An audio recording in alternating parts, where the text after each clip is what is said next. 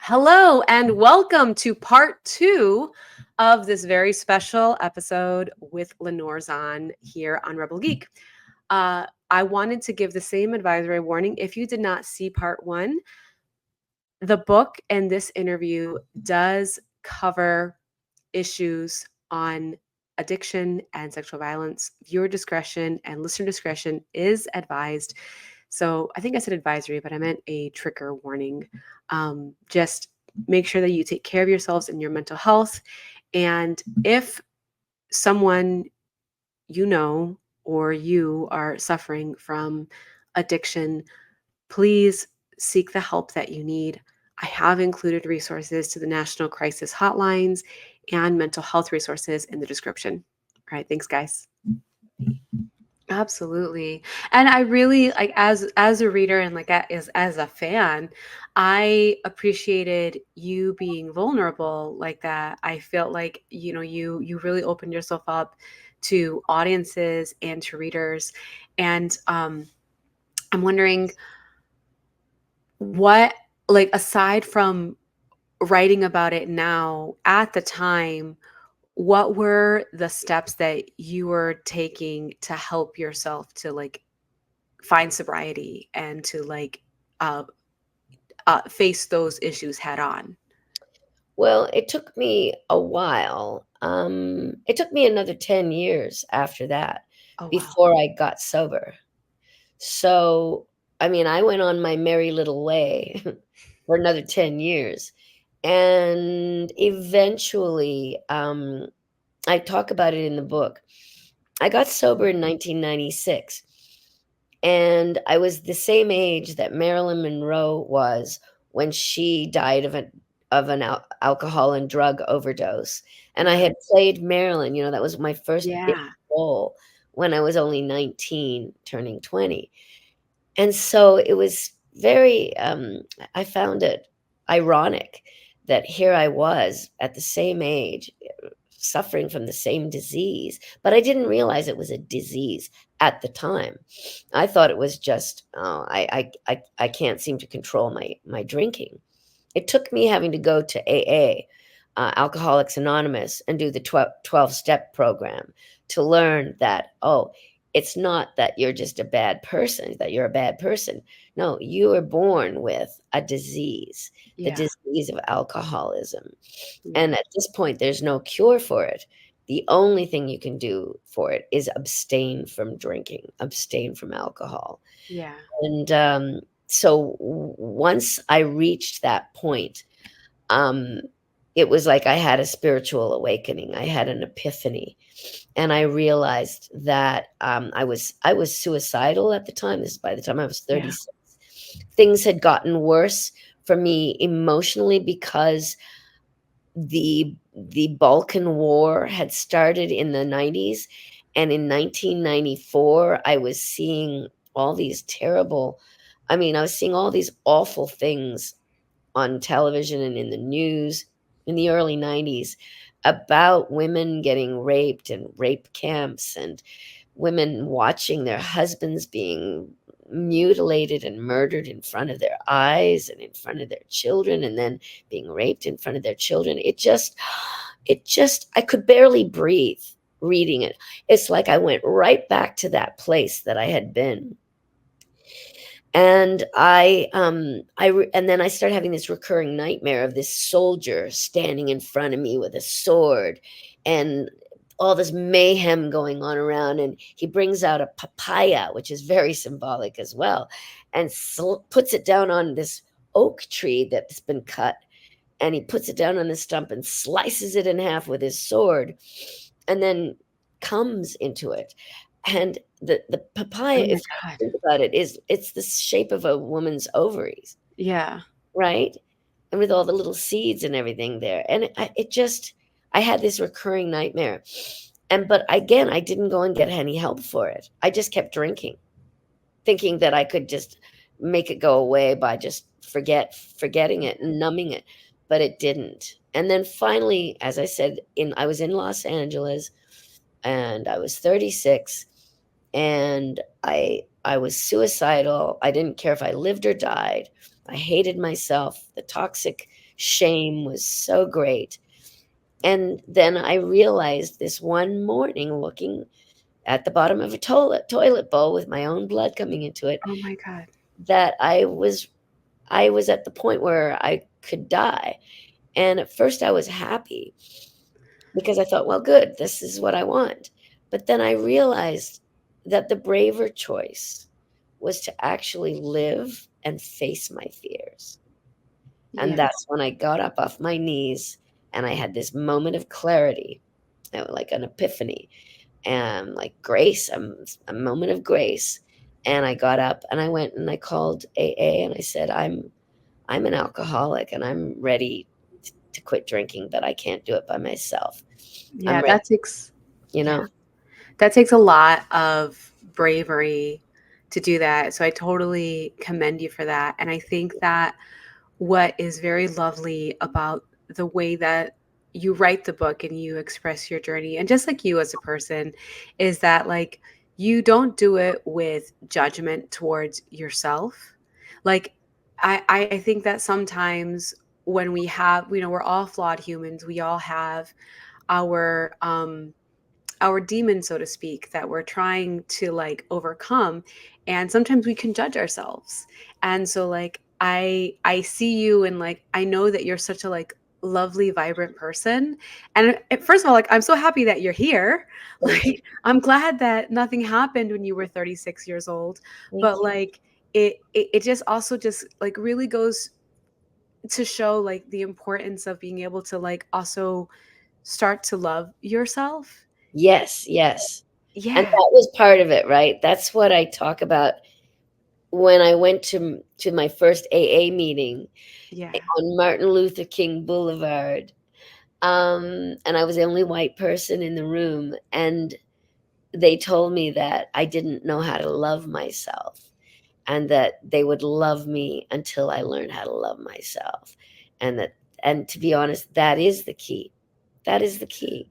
And that's why 12-step groups work too, because we all are there for each other and we help each other. So we realize we're not alone anymore. And Yeah. to be honest, that's part of the X-Men family and community. We're in this together. Yeah. We have each other's backs. Yeah. Really, that's really important, especially in this day and age where there's so much animosity, bigotry, and vitriol going on. And we need to just keep reminding ourselves it's okay. It's okay to be different Yeah. and to love ourselves, warts and all, as Rogue has to do. Yeah. She does in The Cure, the episode The Cure, when she goes to try and get a cure to take away her superpowers because she hates them, because she hates herself, because she can never be close to anybody like everybody else. She wants to be Yes. normal. But in Right. the end, she realizes, oh, actually, it's my superpowers that are unique, that make me who I am. And therefore, I can help others. I can do things other people can't. I can Yes. use them for good. And she says, and I reckon I can live with that. And then she says, there ain't no cure for who you are. Yeah. Who Well, I and I feel like that is parallels so well and ties into also just like our superpowers and like your superpower as an actor and as a performer, am. and just kind of like going back into like the actor's guide of the universe, because Mhm.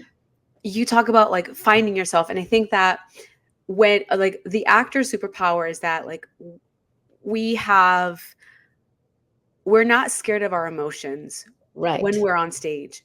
Although like emotions can be very scary in life, but like when we have a script, when we have a safe environment, we have a good scene partner, like you can go into so many different places, which is why I think like acting is so wonderful. And there's like so many studies about like why acting in theater is great, even for like therapy and for like trauma recovery and stuff Right. like that. Exactly. Um, and so, like, I know that we're kind of going back in time again. We're going back to 1986, but towards the end of that four chapter of The Actor's Guide to the Universe, after you experienced, this dark time, this dark experience, Mhm. you talk about stumbling into a building that you thought was a church and it turned out to be a theater. And Yes. you write this beautiful portion about finding home. And this is why like I'm going back to this because I feel like Rogue also like plays into this. So Right. what is it about acting and theater that helps you and like so many actors and even people who are in the audience feel like they are like they have found home? You know, when I stumbled across this theater thinking it was a church, and then made my way inside, was welcomed by a little old man at the door, who was like, "Oh, Glumitsa Kanetsky, Canadian actress, wow." And he brought me in and took me in the dark to the what I didn't know where he was taking me, but I trusted him and I went with him, and he said, just stay put." And I just stood in the dark, and then he went away, and then he flicked on the lights, and the chandeliers and all the lights, the stage lights came on, and the beautiful cupids and the goddesses and gods that were painted on the ceiling of the theater, and the red velvet seats all came to life, and I just went, whoa. I was center stage, and I knew where I was, and I knew I belonged, and it was powerful. It was like I felt like I was one with everything, and that the universe had brought me on my knees basically to this place to show me, Lenore, you're searching for who you are, you're searching here, you're searching there, you're trying to find out all this stuff. No, here you are. This is you. This is your origin. This is your birth. This is where you belong. And as you mentioned, off camera, this is how many actors feel, is like, yeah, we are home. This is my true home. So I hope that a lot of people can relate to that. Audiences are part of the equation too, because the job of an actor is to take the audience on a journey. The job of an author too is to take an Mhm. audience on a journey, to tell a story, to lift them up out of their ordinary existence, out of their ordinary life, and take them on a journey where they see and hear and feel all kinds of different things. And uh, throughout history, we've talked about the ancient Greeks starting off with theater and the ancient Romans, but they talk about catharsis Mhm. and how a play and a performance, when it's done really, really well, will lead the audience member on this journey to the point where they just lose themselves and they become part of the story. They're in the story, and they have an emotional catharsis where they will be changed and they will never be quite the same ever again. And then they're brought back to where they were bit by bit until they find themselves back in their seats or back sitting in their chair reading their book, and they are back in their body again. And that's the job of an actor. And I love that. Yeah. And I think I was able to do that with Rogue in Yeah. X-Men 97, Yes, absolutely. right? Episode 5, remember it. Mhm. We took the audience on a journey, and Rogue took them on an emotional journey. Mhm. And at the end of that journey, a lot of people said, "You broke me."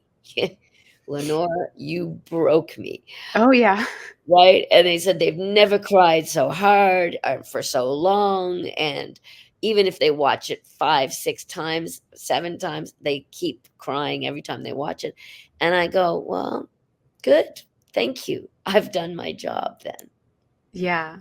Well, you are an amazing storyteller and actor. And so, whether it's in person or it's through voice acting, like, you know how to, like, to bring a character to life. Like, I think that a lot of times, if you're not an actor, a lot of people have this misconception that like acting is lying or acting is pretending, but acting is actually living truthfully under imaginary circumstances. Right. and that it's all about being, and like you're so good at being at just being a human. And I feel like when what you were just talking about, it's interesting because it sounds like the book The Alchemist. Remember how like in The Alchemist, he Right. like he goes on this whole journey, and like everything that he was looking for, like he had in him all along. And like when I Okay. read your book, that's like I feel like that was a big part of your journey, that like you found that it's like everything that you were looking for, like you already had it in you. Yeah, it's interesting. But I didn't know it. I Yeah. didn't know it. And it's only taken me really even till now to really put it all in perspective and to say, okay, maybe I am enough just as Yes. I am. Because I was always feeling like I wasn't enough and that I needed to do more. Um, I mean, I'm a very driven person. I do love to travel. I love adventure. I love meeting and talking to people and learning about the world and um, and then teaching that to others, which is partly why I went into politics too, was to try and open people's minds and make the world a better place for all, where Yeah. everybody is not only accepted but loved and appreciated and valued. Yeah, absolutely. Well, and I do feel like I think that what I have learned is that actors actually do know how to do everything. Like I'm currently working on my MBA, and Right. like so much of like my business classes, I'm like, oh, learn how to like work collaboratively with other people. I already know how to do that. Learn how to like speak empathetically or to have empathy. Yeah, I have that. And I feel like for some, actor training gets such a bad rap. But for you, so as an actress and as the actress who originated Rogue in the 90s, there are so many similarities between you and the character. And so I want to know, what are the differences between how you approach the role in the 90s to how you approach the role now, after life and even your time as a politician has, now this is a new part of your experience. How do you bring that into the character? Well, to be honest, my acting hasn't changed. Uh, but as you know, actors collect experiences and we pocket those experiences and we put them in a little magic bag that we keep inside of us so that we can bring them out when we need to, when we see a character that's similar to something we've seen or experienced. And then we utilize our own experiences to make it real and authentic for others. And so I've collected a lot more experiences since the 90s, and I just used them all. And, you know, um, sadly, I had experienced deep, deep grief recently, not that long ago, for my young niece, my young niece Maya, Hmm. who fought bravely cancer, osteosarcoma, which is a bone cancer. And she was a little gymnast, and she fought that so bravely, and we were all there rooting for her, and then suddenly we got a report that said it had metastasized to her lungs, and it was inoperable, and she was given less than a few months to live, and that gutted us, my family, my sister, her husband, their boys, my mom and dad, our mom and dad. And so, that was so hard. And then we lost her. And that grief lasted with me. I mean, it's still there, but it was devastating. And so when I got the script for Remember It, I decided to channel all of my grief and loss into that performance so that other people would be able to hear the authenticity of what it feels like to lose somebody you deeply love. And that hopefully it would make them feel it and also express it themselves if they'd lost someone that they loved. And I believe that that's what happened. That's what it sounds like most people are saying. Yeah, it was very cathartic. And I mean, and I think that like that's the thing that for all of you actors on the X-Men X-Men 97 team, I think that like what makes this show so special is that you don't act down because it's animation. You like never act, you know, overact or act like, oh, well, this is like animation, so it's for kids. No matter what age you are, you can watch it and you could feel, even if you're a child and you don't necessarily like understand it, you can understand the emotions. And you definitely brought those emotions to Rogue's character and even like her continued emotional arc because episode 5 was incredibly difficult. But then, like, I feel like the following episodes where she was dealing with her grief Yeah. were equally as difficult. Like, I was crying when, like, at the during the last episode when she like goes to go punch the sentinel that she's like his name was Remy, remember, like I still want to get teary eyed Right. because I'm like the Right. pain. I know. I know. I mean, and the thing is so many people have lost someone that they love recently because of the pandemic, because of all these terrible mass shootings, because of the wars, even just seeing the suffering of people, it causes us to feel grief if Yeah, you're empathetic at all. yeah, And, and so that's why I hoped that that performance that I gave throughout, episode 5, episodes 7 and on would help people deal with their own grief.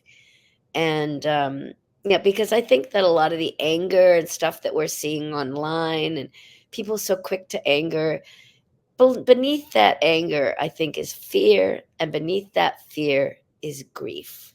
yeah, So if we can help people deal with their emotions, kind of like Inside Out, like those Disney movies, yeah. that's great, right? It's good if teaching children to deal with their emotions instead of just raging and taking it out on blaming somebody else for the fact that you're hurting inside yourself.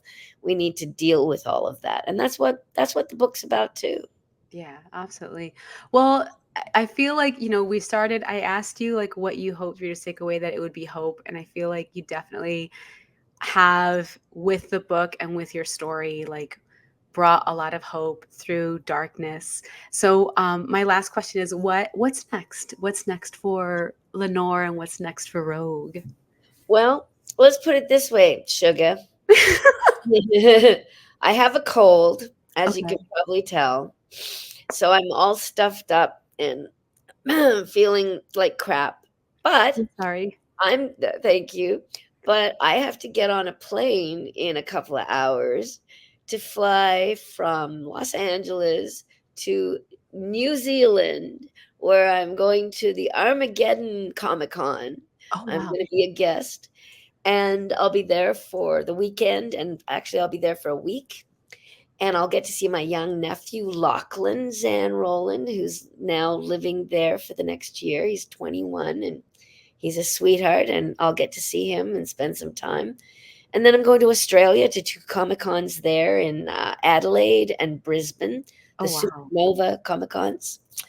And then I come back to North America again, and I'm shooting a new TV series for Sci-Fi, and it's an on-camera live action series called Revival, based on the comic book, the horror comic book series called Revival by Tim Seeley. And it's beautiful. I've shot a week already in New Brunswick last week, and I'm going back to shoot some more. And that first season, I've got a recurring character. So you'll be probably seeing the show hopefully sometime in 2025. That's amazing. I'm so excited. Thank you. Well, thank you so much for coming on and for talking with me about your book. I really, really appreciate you taking the time, especially since you're sick. So I appreciate you like coming on. Like you are so Great. sweet and so amazing. And I can't wait to see you at the next con here I in can't person. wait either. Yes. I don't know when it'll be, but I always look forward to seeing you. And your Okay. rogue is one of the best. Thank you. I appreciate it. The little icon here at the bottom is like a cosplay of Rogue. Oh, I see that. I see that. It's very cute. Okay, well, that's Right, Chloe. all. Thank All you. right. Thanks. All right. Take care, guys. Bye. See y'all Bye. later, sugar. Guys, thank you so much for tuning in again to part two. I love Lenore. She is such a fabulous just person, human, and writer. I really, really, really enjoyed her book. So, just like I did in part one, if you're interested in buying the book, you can purchase the book online at Barnes and Noble and different smaller bookstores. You can also pre-order it on Amazon.com, which I have included the links below. And yes, please also, if you enjoy this interview and want to see more interviews like this, be sure to like and subscribe and to share this video with other fabulous fans who love X-Men and want to be a part of the feminine phenomenon. All right, guys, I'll see you later. Bye.